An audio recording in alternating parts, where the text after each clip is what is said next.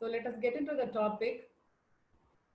This is the overview of topics that we are going to cover in today's lecture.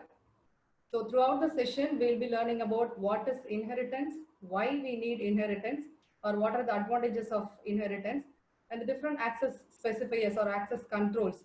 You might have come across three different types of access specifiers such as private, public, and protected when you try to define the members of the class. So when we say members of the class, the data members and member functions of the members of the class. So what are the roles, the access specifiers roles in inheritance? And next, we will be covering the different types of visibility modes or modes in which we perform inheritance. Basically, there are three different visibility modes we use when we perform inheritance. They are private inheritance, public inheritance, and protected inheritance. We will be learning about this in detail in a short while. Next, lastly, we are going to see the different types of inheritance. Basically, C++ supports 5 different types of inheritance, such as single inheritance, multiple inheritance, multi-level inheritance, hierarchical and hybrid inheritance. So let us start with what is inheritance. As we all know, inheritance is a core feature of object-oriented programming, especially with C++ and other object-oriented programming languages. So what is it? What is inheritance? It is a process or mechanism by which we can create a new class or classes from the existing class or classes. In other words, we can define inheritance as it is an ability of a class, one class, to be related with another class. It is much of like how people can be related with one another. For example, children can inherit the properties or features from their parents. Here, the child class will acquire all the characteristic data and behaviors from their parent class. While learning inheritance, one must understand the two key terminologies or two key terms. They are base class and derived class. So what do you mean by base class? The base class is a class from which other classes are derived, or base class is the one whose members are inherited by other classes. So it is also referred as superclass or parent class. Now what is called derived class? Derived class is the one which will be derived or which will be created from the existing class. So this new class will reuse the code or the data member and member function which is available in the parent class. So as shown in the diagram, class A is the base class, class B is the derived class which is being created or derived from the base class. So this class B, which will acquire some or all the properties from the base class A. As a continuation of what is inheritance, the inheritance or concept of inheritance is referred as is a relationship. For example, mammal is an animal, dog is a mammal, hence dog is an animal, and so on. As shown in the diagram given over here, we have an existing class called mammal. So it has its own characteristic associated with it. For example, the mammals have fur and hair on the body. Mammals have four-chambered hearts and so on. These are some of the characteristics of the mammal class. And we have created a new class called dog from the mammal class. So this dog class is a derived class or a child class of the parent mammal class. What does it mean? That the dog class will get or will share some or all the properties from its parent class called mammal, in addition to its own characteristic. Similarly, cat is another derived class which is being derived from the mammal class. So this cat class also share some or all the features of mammal in addition to its own special characteristic. Now let us move on to the advantages of inheritance. So when we try to create a new class from the existing class, what benefit does this actually have? It provides two major benefits or advantages for the programmer. They are reusability and maintainability of the code. So what is called code reusability? Code reusability is nothing but when we are defining, since we define a new class from the existing class, we don't have to type in all the data members and member functions into the child class. Instead, this child class will reuse the code or the members available in the parent class implicitly, which will be inherited from the base class. And hence we are saving much of the programming time and debugging time. And next advantages of inheritance is the maintainability. What is called code maintainability? If we have made any changes in the parent class or in the base class, it automatically gets reflected in the derived class. we don't have to do the correction or do the changes twice in the base class and in the derived class. So these are the major benefit of using inheritance. Now let us move on to the syntax. So how are we actually going to derive a class from the existing class? How are we going to create a new class from an existing class? We have to follow the syntax. So the syntax of derived class declaration is as follows. It starts with the keyword class followed by derived class name. So what is this derived class name? This is a place where we name our new class or our derived class. That must be followed by colon, single colon, followed by visibility mode. Visibility mode can be any one of these three modes. Either it can be public or protected or private. Next, after visibility mode, we need to specify the name of the parent class or name of the base class from which it is being derived. Then braces, open brace, close brace. Between the braces, all the members of the derived class need to be defined. So this is how we need to create our derived class from the base class. So with that syntax, for the same example, what we have seen in the diagram over there, we had a mammal class, which is our existing class. From that, we have created a new class called dog. So we all know how to create a normal class, is it not? So how to create a normal class? By using the syntax class keyword followed by class name. So existing class mammal, to create existing class mammal, we use class keyword followed by class name, that is mammal. Between the braces, members of the mammal class need to be defined. Then so how to create a derived class? That is while deriving a new class from this mammal. Now let us quickly recall the syntax as in the previous slide. Class, we have to follow the syntax as class keyword followed by new class, that is derived class name, followed by colon, visibility mode, followed by name of the base class. So using the syntax, we are deriving the new class called dog. Class keyword followed by name of the derived class. Name of the derived class is dog, followed by single colon. Visibility mode can be either any one of these three modes, either public or private or protected. Here we have used public as the visibility mode. That must be followed by name of its parent, name of the parent class of the dog, that is mammal. Between the braces, body of the, that is members of the dog class need to be defined. So what does it actually mean? That we have an existing class mammal and we have created a new class called dog from the mammal. By doing so, the dog class will acquire or will inherit some or all the members of mammal. So what does it mean that some or all the members of mammal? The dog class, that is our child class, can inherit only the public and protected members of the mammal class, whereas the private members of the mammal class can never be inherited by the child class. That is what given in the note on the right hand side. So next we move on to the different types of access specifiers. As we are all aware of the three different types of access specifiers: private, public, and protected. So consider, look at the diagram given over here in this slide.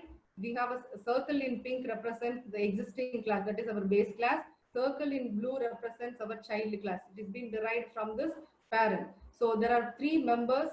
We have listed the different members under the public, protected, and private of the base class.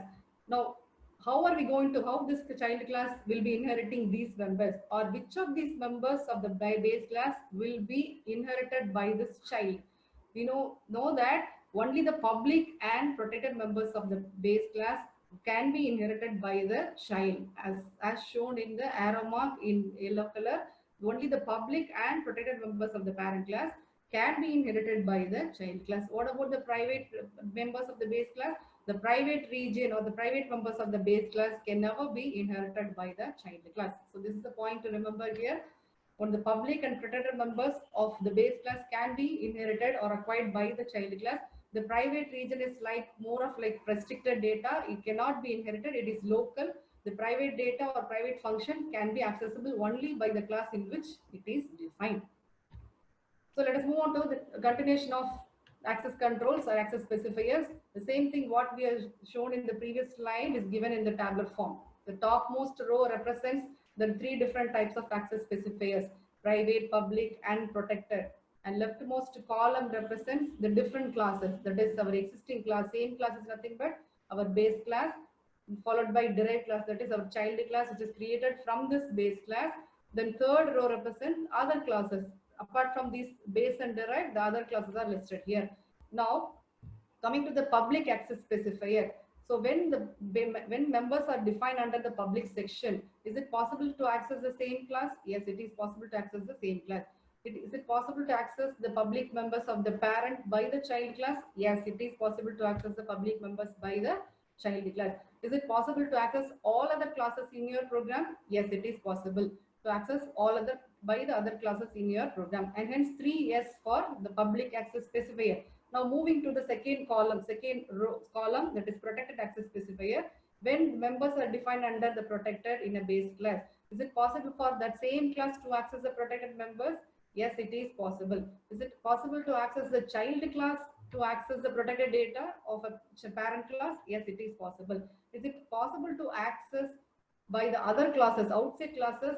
No, it is not possible to access the protected members by other classes. And hence 2 yes and 1 no. And moving on to the private access specifier, when members are defined under private, is it possible to access by the same class in which it is defined? Yes, it is possible to access only by the same class. What about the derived classes and outside classes?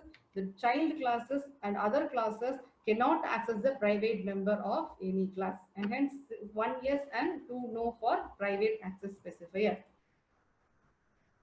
Now let us move on to the various visibility modes in inheritance. So it indicates the different modes of inheritance, or what are the modes which we use when we perform inheritance. There are 3 different modes of inheritance. They are private inheritance, protected inheritance, and public inheritance. So let us start with the leftmost side of the slide, that is private inheritance. So where actually we will be using this visibility mode when we are writing the code in the program. Let us quickly recall the syntax, right? So this is the syntax of creating a derived class from an existing class keyword, derived class name, colon, visibility mode. So this is a place where we specify or where we write the 3 different visibility mode. It can be either private or public or protected. So that is what we are going to discuss now, the different visibility modes in inheritance. If the visibility mode is private, right, which members of the base class can be inherited by the child class? We have the base class with members defined under private, some members defined under protected, some members defined under public, and we have derived as child class over here. So among these 3 members, private, protected, and public members, which members are going to be inherited into the child class? Obviously protected and public members can be inherited by the child class. What about the private region, that is the yellow region, or your private members? This private members cannot be touched at all. It cannot be inherited by the child class. So we are not going to bother about this private region of the base class. We will consider only the protected and public members of this base class. So how these protected and public members are getting into the child class? When I use the private as visibility mode while deriving this new class, when I use the visibility mode as private, the protected and public members of the base class, it will become the private member of the child class, right? So private as private inheritance, or when I use the visibility mode over here, when I use the visibility mode as private, the members of the protected and public members of the base class, it will be inherited by the child in the form of private. So it becomes a private member of the child. That is what's shown with the help of the 2 bidirectional arrows in white color. So protected, it will enter into the child as private. Public member, it will also enter into the child as private. So what happens to the visibility mode protected? When when a child is inheriting the parent class in a protected way. So when I use the visibility mode as protected, what happens to the members of the base class? As I told you earlier, private region will not be inherited at all. So we don't consider about private region. Now only the protected and public members can be inherited by the child. But the protected and public members are going to be inherited into the child? The protected and public members of the base class, it will become protected member of the child class when I use the protected as visibility mode, right? So in moving on to public inheritance, which means that when I use the visibility mode as public while deriving a new class, the protected and public members, right? As I told you, private members are not inherited at all. So protected and public members can only be inherited by the child class. But how they are getting enter into the child class? Protected and becomes protected, and public becomes public. So protected member of the base class become the protected member of the child class. Public member of the base class become the public member of the child. And hence we prefer to use public as visibility mode when we write the code on inheritance. As quickly we'll summarize the visibility modes in inheritance. The same thing is depicted with the help of the tabular form here. The topmost row represents the members of the class. So the members of the base class, there are 3 members. Some members are defined under private, protected, and public members. And the leftmost column represent the different types of visibility modes. Private as visibility mode, protected as visibility mode, and public as visibility mode. As we all know that the private members of any class cannot be inherited. That is why it is given not inherited in all 3 rows for private members. Moving on to protected member, if I use the private as visibility mode, the protected and public members of any parent class, it will become the private member of the child class. And visibility mode, if the visibility mode is protected, the protected and public members of any parent class, it becomes the protected member of the child class. Right? When I use the visibility mode as public, the protected member of the parent class, it becomes the protected member of the child, and public member of the parent class, it becomes the public member of the child class. So how it was in the parent, in the same way it is entering into the child class. It was a protected member in the parent. It is now after inheritance, it is acquired into the child as protected member. It was a public member in the parent. But after inheritance, it is acquired by the child in the form of public member itself. That is why we prefer to use public as visibility mode instead of private and protected. So the same thing is given with the help of an example, right? We have a base class, right, in an existing class called A, and there are 3 data members X, Y, Z, whereas X is your public data, Y is protected data member, Z is private data member. So among these 3 data members, which members are going to be inherited by the child? Yes, only the protected and public members are going to be inherited, right? We don't have to worry about the private data member because that is a private data member. It cannot be inherited at all by the child class. Now we are going to derive a new class, namely B, from the parent class. So how are we deriving a new class from the existing class? Using the syntax class keyword, derive class name, colon, visibility mode, followed by base class name. What is our base class name here? The existing class or base class name is A. What is the class derived class name? It is B. So class derived class name is B, colon, visibility mode. Consider the visibility mode, the first visibility mode, public. The first type of visibility mode, public, followed by base class name. Base class name is A. So as I told you earlier, when I use the visibility mode as public, right, as shown in the statement, the public member of the base class, that is, which is the public member of the base class, X. Now it will enter into the child as it is, right? It will enter into the child as a public data. Whereas the protected member, what is our protected member of base class? A, Y. So the protected member of base class, it will enter into the child as protected data. So X becomes public here, Y becomes protected here. When I use the visibility mode, public. Whereas Z is our private data and hence it is not accessible by the child class B. Now, the second type of visibility mode is protected. Second type of visibility mode is protected. When I use protected as visibility mode, as we know that the private data is not accessible and hence it is written Z is not accessible by the C. Only X and Y are going to be inherited, whereas X, the public and protected member, that is X and Y, it becomes protected member of the class C. When it is possible, when I use the visibility mode as protected. And the third type of visibility mode is private. So private is our default derivation or default inheritance. Is this default visibility mode is private. So the class derived class name D, colon, visibility mode private, and the name of the base class is A. So what does it mean that when I use the private as visibility mode, both public and protected members, that is X and Y, they become the private members of class D. So X is private here and Y is also private here, whereas Z is not accessible by the child class G. So this is all about the different modes of inheritance.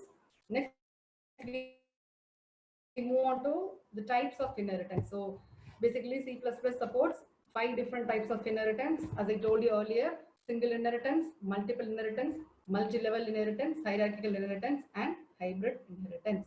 Let us start with the first type, single inheritance. So what is called single inheritance? Single inheritance is nothing but we are trying to derive a single base class, single derived class from a single base class. So there will be one base and one derived in single inheritance. Now, what is the syntax of deriving a new class from an existing class? Class keyword followed by derived class name followed by visibility mode. That must be followed by name of the base class. Between the bases, body of the or members of the derived class. So as shown in the diagram, A is a base class, B is a new class which has been derived from the base class A. Now how to write the declaration of class B?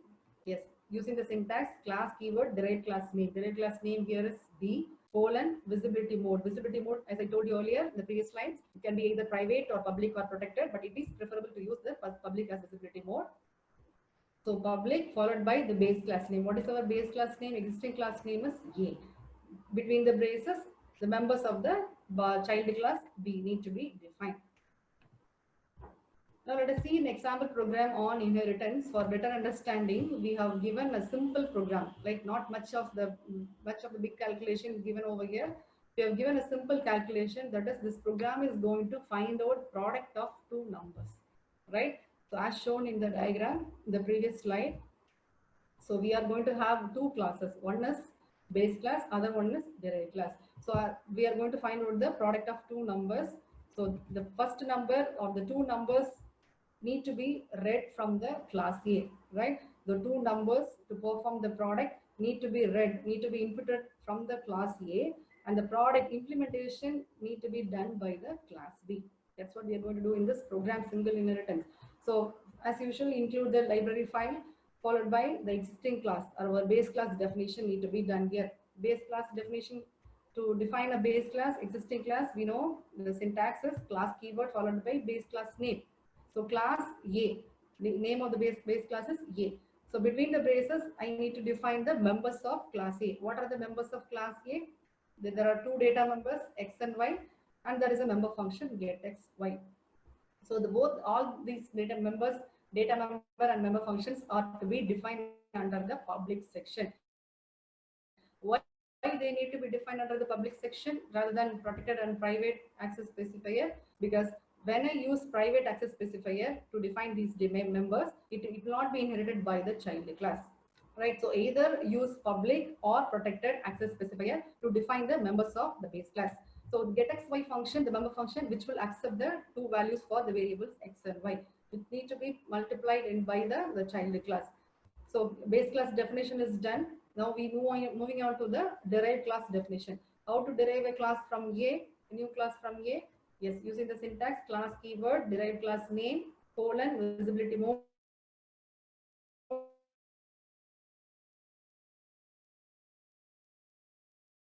and access derived class is B, colon, public or protected. Here we have used public access visibility mode, followed by name of the base class. What is our name of the base class? Yes, it is A.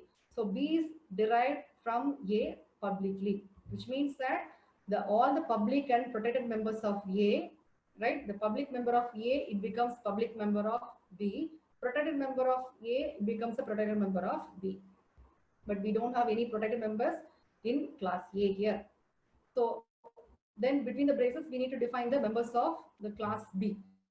So we have defined a member function, a product, which will find out the product of the two numbers X and Y. So here you can see that where actually the inheritance is being implemented in this code. We can see that X and Y are the two variables. They are not declared over here inside the class B, right? But still it is possible to access these X and Y by class B. How it is possible? Yes, by means of inheritance. X and Y are the variables of the class A. B is still accessing these variables, right, without any error, which means that B is a child of A. So B can access all the members from the class A. So the product function as find out the product of the two numbers X and Y, then we need to define the members of the class B. we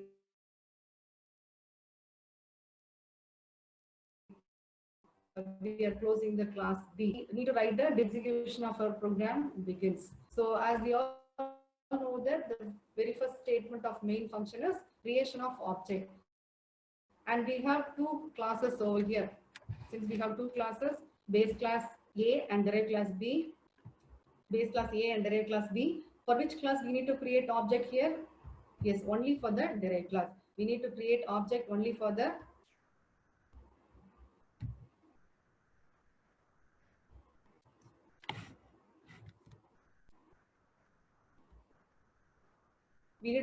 object only for the derived class. That is derived class name followed by object name.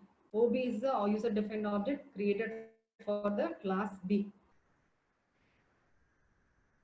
Through this object, we can invoke all the member functions of both base class A and derived class B. So what is the member function of class A? The member function of class A is getXY, and the member function of class derived class B is product. So both these functions can be accessed via the object of class B.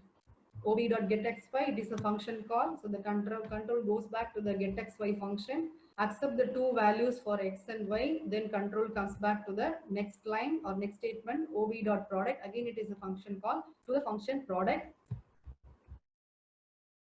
Then it is control getting back to the product function where we will multiply the two numbers, then the product will be displayed in the same statement. So here is the output of the given program. Enter the value, the two values are inputted, and the product is being displayed. So next we move on to the next type of inheritance, multi-level inheritance. So from the name itself, we can define easily what is multi-level, which means that we are going to derive classes or multiple classes level by level, right? We are going to do the derivation level by level. So as shown in the diagram, A is our existing class, that is our base class. From A, we are trying to derive a new class called B. So from B, assuming this as a parent, having this as a parent class, we are deriving another class called C. So here B will be referred as intermediate base class. So A is a base class, B is a child of the parent A, whereas C is a child of the parent B. So in multi-level inheritance, a new class or a derived class can be derived from another derived class, say B. So here is the example for the same diagram. Class A is our base class.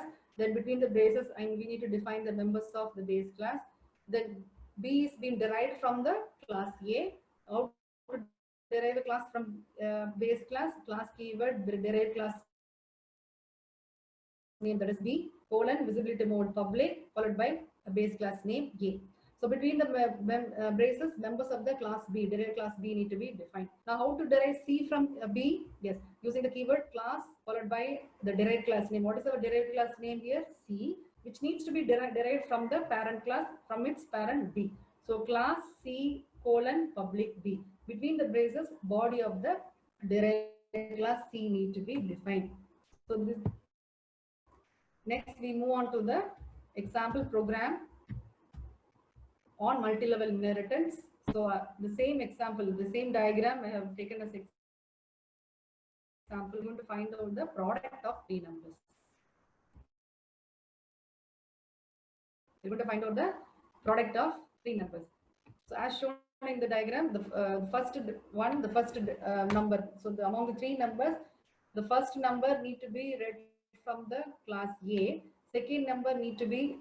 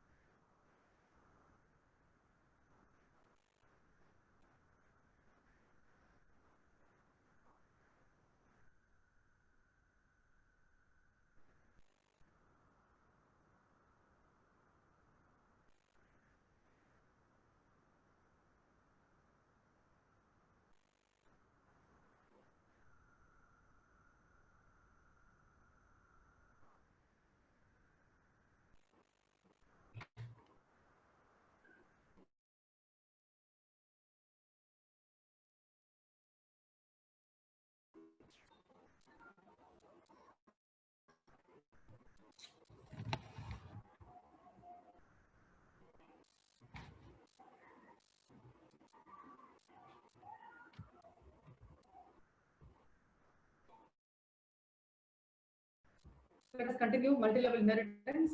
So the same diagram is taken over here. Class A, B, from A, class A we have derived B, from B we have derived class C. So we are going to find out the product of three numbers. So out of these three numbers, first number need to be read from class A, second number need to be read from class B, third number need to be read from class C, and also the implementation will be done by the class C. As I told you, we have the class A, the base class A, and the members of the base class A are data member X and member function getX. GetX function will accept the input value X, that is our first number X. The base class definition is done. Then derived class, we need to create derived class B. Class B need to be derived from class A using the syntax class keyword derived class name colon visibility mode base class name. What is the name of the derived class? B colon visibility mode can be either private or public or protected. Here we use public as visibility mode, followed by name of the base class. What is it from the A?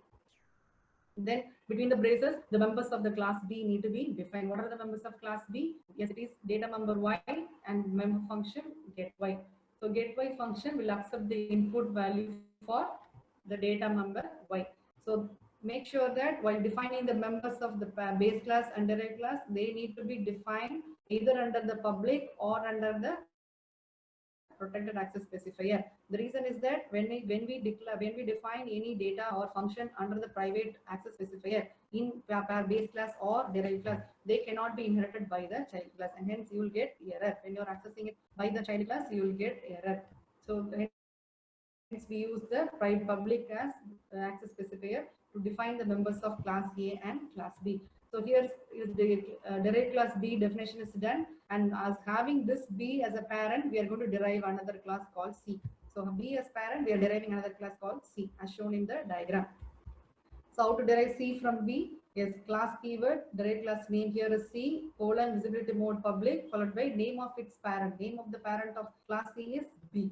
Then open the brace, close brace, between the braces, members of C need to be defined. What are the members of class C? The data member is Z, and the member function get Z, and the member function product. So get is that function which will accept the input value for the third number, and product function will be finding out the product of those three numbers. So out of these three numbers, as I told you, X is the variable, or X first number needs to be read from the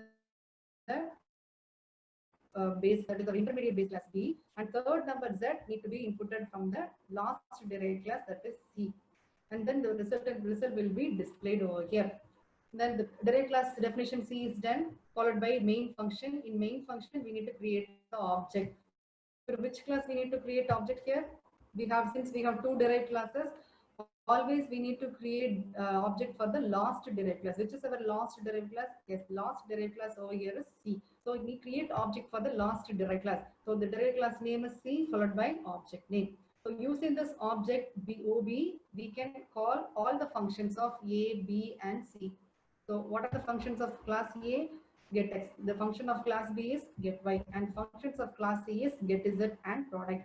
So all the four functions can be called via the object. So ob.getX will move the control to the getX function and read the value of the first number. Then control comes back to the ob.getY. It is again a function called to the getY function. The control goes back to the class B, where it will accept the input value for the second number Y. Then control comes back to the main function, and we have another function called of the get Z. The control goes to the class C, where it accepts the value of the third number Z. Then control comes back to the main function. Again, we have a function called for the product function, which will control goes to the product function. There we find out the product of all the three numbers X into Y into Z. The result will be displayed there. And here is the output of multi-level inheritance. X is equal to 2, Y is equal to 3, Z is equal to 3, and the product of the three numbers is being displayed. Let us move on to the next type called multiple inheritance. Multiple inheritance, you might have get confused with the multi-level and multiple inheritance. So the multiple inheritance is nothing but we are trying to derive a new class from multiple base classes, right? We will have multiple base classes, and there will be a single derived class in multiple inheritance. Whereas in multi-level inheritance, we are trying to create new classes, or we are trying to do the derivation of new classes level by level, right? So base class A, from base class A, we are creating another class B. From B, we are creating another class called C. This is what happens in multi-level. Whereas in multiple inheritance, there will be a single derived class which is being derived from more than one base classes. So as shown in the diagram over here, there are two base classes A and B. From these two base classes, we are creating a child class called C. So this is nothing but multiple inheritance. And syntax slightly differs from the normal derived class derivation. Here is the syntax of the multiple inheritance. Class keyword, derived class name, followed by visibility mode, single colon visibility mode, then base class 1. Base class 1 is nothing but name of our first base class. What is the name of the first base class? Yes, it is A. And hence we have another base class from which also it is going to inherit the C. The class is going to inherit the members. We need to separate it with the base classes with the comma, right? We need to separate the base classes with comma. So comma, visibility mode, followed by base class 2. What is our base class 2 here in the diagram? Yes, it is B. Then braces body of the derived class. So in as the same thing we are given in the example here. So how to derive this derived class C from A classes, base classes A and B? Class keyword, derived class name C, colon, visibility mode, public, followed by base class 1. What is our base class 1 here? Yes, it is A, comma, visibility mode, followed by base class 2. What is our base class 2? B. So what does this statement indicate? This statement indicates that class C is our derived class. It's been derived from two base classes A and B. Similarly, we can add any number of base classes as you want here by separating it with them with commas. Then between the braces, body of the derived class C. Let us discuss an example program on multiple inheritance. So the same diagram we have taken over here, the example program. So what calculation, what we are going to do in multiple inheritance in this program is that we are just going to find out the sum of two numbers, right? So we are going to find out the addition of two numbers. So out of the two numbers, the first number to be added will be inputted by the class A. Second number will be inputted by the class B, and the addition operation will be done by the class C. That's what we are going to do in this program, multiple inheritance. So we need to define the base class 1, followed by base class 2, then followed by the derived class C from A and B. So class A is our first base class 1. Then between the braces, members of the class A. What are the members of the class A? As I told you, out of the two numbers to be added, one number I need to read from the class A, the other number will be read from the class B. So the data member of class A is X, and member function of class A is getX. GetX function will read the value of the first number, that is X. And the base class A definition is done, followed by base class 2. The base class 2, name of the base class 2 is class B. The members of class B are Y and get Y. So get Y function will accept the input value for Y. And as I told you earlier, all the members of base classes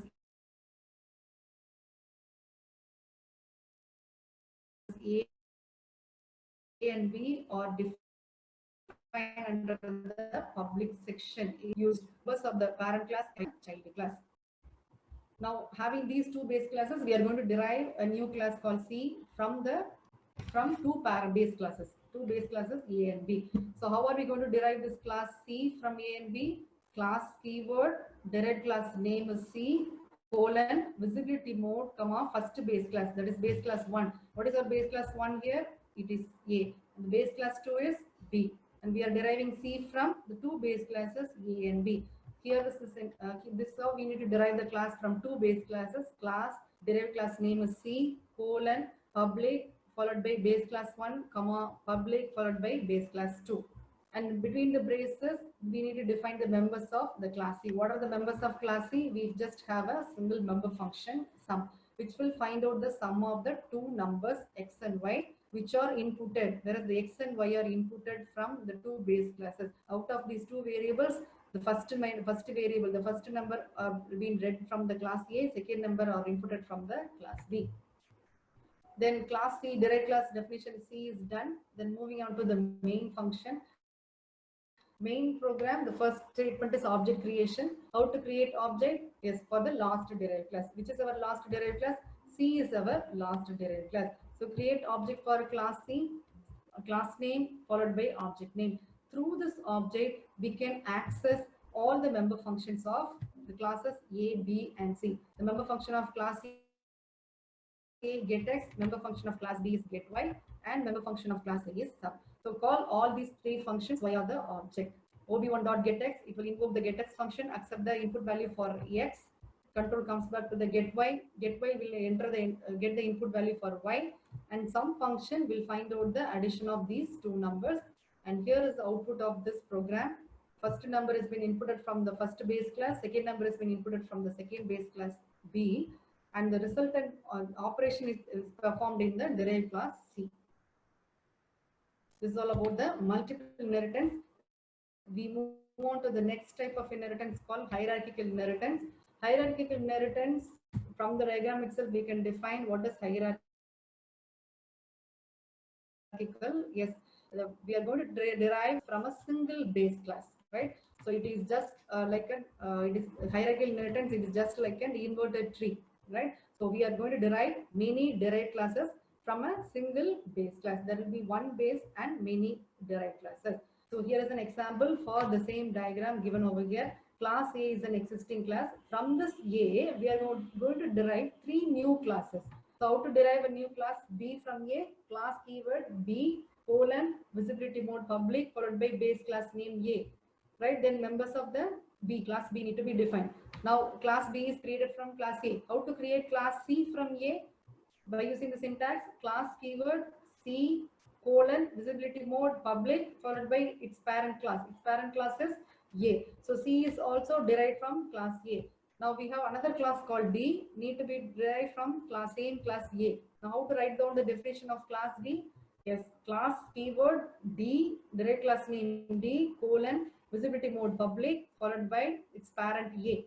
So by looking at this example, we can easily define what is hierarchical inheritance. We are deriving three new derived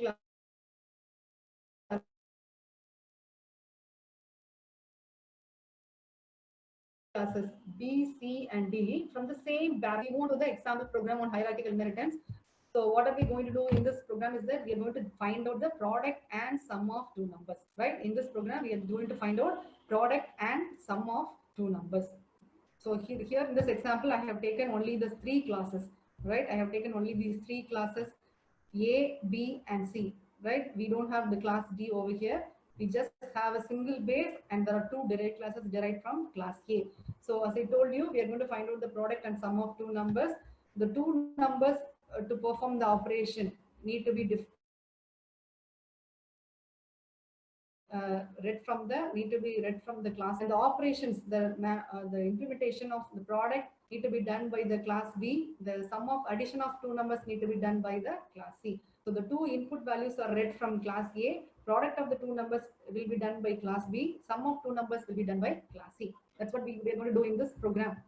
So include the library file, then base class A, class keyword, base class A. The members of the class A are X and Y, data members, and member function get data. Get data function will accept the two input values X and Y. As I told you, the two numbers are to be read from the class A. So we have inputted the two values in the base class A. Now we are going to create two new classes from this A. How are we going to create a class, derived class B from A? Class derived class name B colon visibility mode and its base class. Base class name is A. B is being publicly derived from class A. Then members of the class B need to be defined between the braces.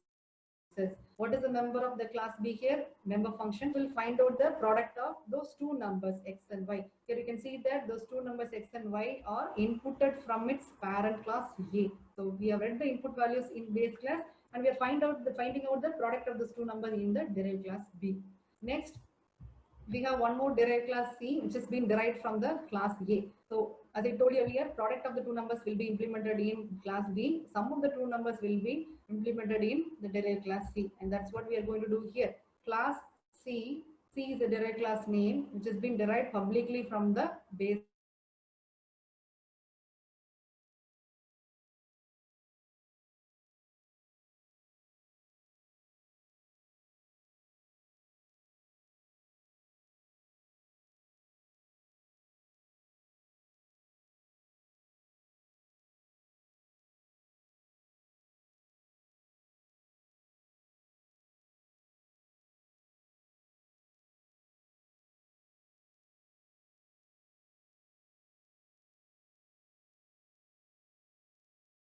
first statement of main function is creation object. So for which class we need to create object? We knew that for the last derived class. Since there are two last derived classes B and C, so we need to create the object for the last derived classes B and C. So we have created the object for the derived class B as well the object for the derived class C. So using the object of B, right? Let us go back to the diagram. We don't have the class D in the program. In this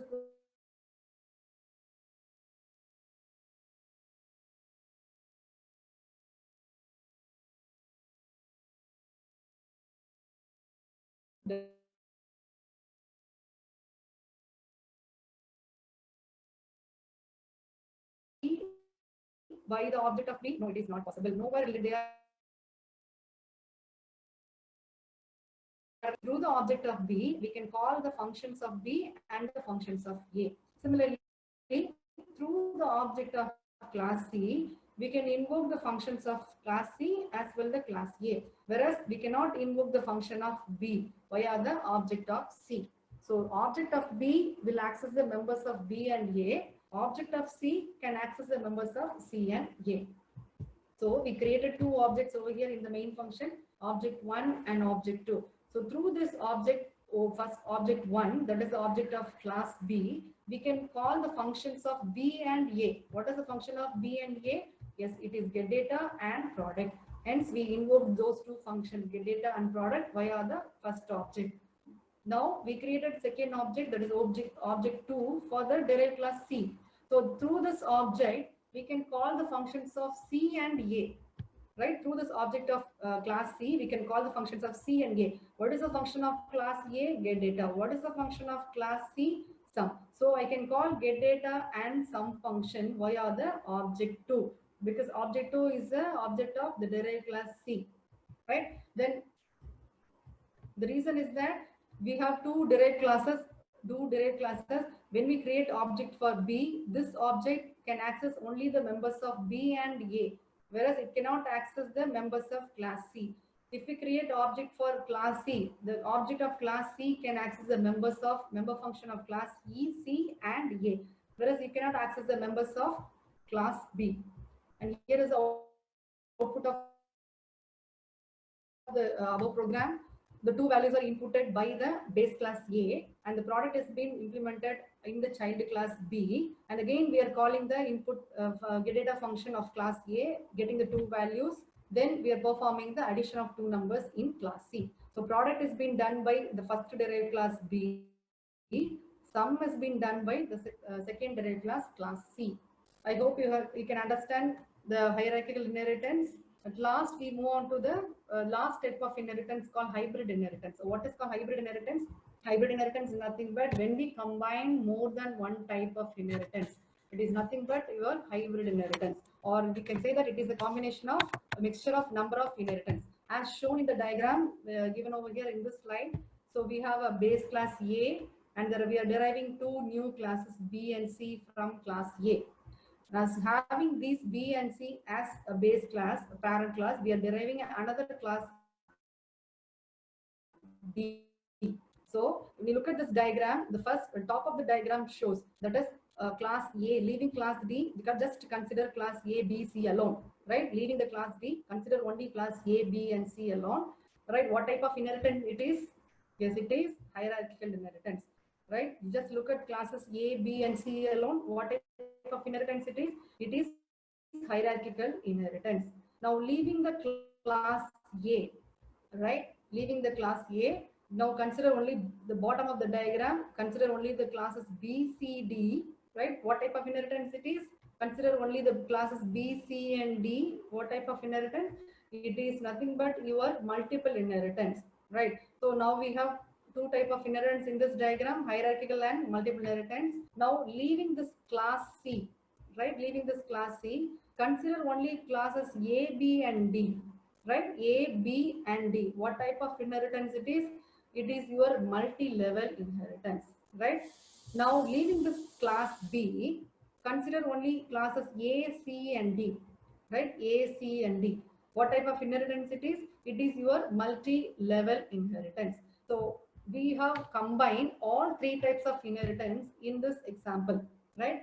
So A, B, C is your hierarchical inheritance, whereas B, C, D are your multiple inheritance. A, B, D and A, C, D is your multi-level inheritance. So what is hybrid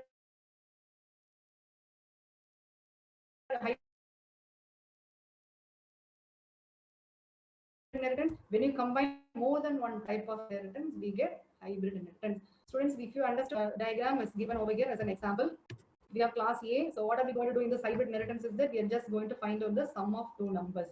So sum of two numbers out of which, so the same diagram is taken over here and in example. So we are going to find out the sum of two numbers. So the first number need to be read from the class B, second number need to be inputted from the class C, and the addition operation will be done by the class D. Now what is the role of base class A? Yes, the variable X is being declared in the class A, right? The two numbers are being declared in the class A. First number is being inputted from class B, second number is inputted from class C. Addition is done by class D, right? We have base class A, B is derived from A publicly, and the class C, class D is derived publicly from classes B and C. So the variable X is declared in base class A. In class B, as I told you, we have a member function get X, which will enter the value of, get the value of X. X has been initialized with the value 10. Then class C, we have get member function get Y, which is being inputted with the value 4. Then class D need to be, as shown in the diagram, D need to be derived from classes B and C. So class D is publicly derived from two base classes. So this is where we implement the multiple inheritance. Class D is derived from two or multiple base classes B and C. So class D, what is the role of class D? It will find out the sum of the two numbers. So which is our last derived class in this diagram? Our last derived class is D, and hence in the main function, we need to create the object for the class D. That is our last derived class, create object for class D. Through the object, we can call all the member functions like getX function, getY function, and sum function. We have called all the member functions through the object of class D. Then we found out the result 14. So that is our end of the session. I hope you understood all the 5 types of inheritance. Thank you.